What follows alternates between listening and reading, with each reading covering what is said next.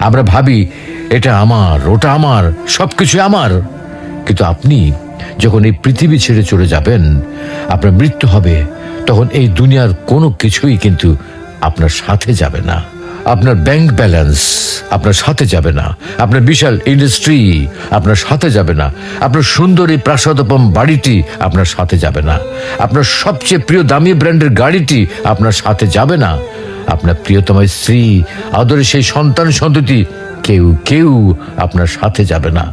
সারা জীবনের অর্জনকে দুনিয়াতে ফেলে রেখে আপনি নিঃস্ব হয়ে খালি হাতে এতিমের মতো এই দুনিয়া থেকে চলে যাবেন। আপনি যখন মৃত্যুবরণ করবেন, সবাই তখন শুধু আপনাকে তাকিয়ে তাকিয়ে দেখবে। আপনার প্রিয় ব্র্যান্ডের সেই দামি ঘড়িটা, দামি মোবাইলটা, ব্র্যান্ডের দামি পোশাকগুলো আপনার প্রিয় ব্যক্তিরা আপনার শরীর থেকে খুলে নেবে। আপনাকে আপনার প্রিয় বেডরুমে সেই সুন্দর পালঙ্ক হতে মসজিদ থেকে আনা খাটিয়ার উপরে রাখবে। আজকে আপনার সেই প্রিয় বিছানাটাও আপনাকে ছেড়ে যেতে হচ্ছে। এই মুহূর্তে আপনার নামও পরিবর্তন হয়ে গিয়েছে। আপনাকে কেউ আর নাম ধরে ডাকছে না। আপনার নতুন নাম হয়েছে কি? লাশ। এমত অবস্থায় আপনার সাথে আর কোনো কিছুই যাচ্ছে না।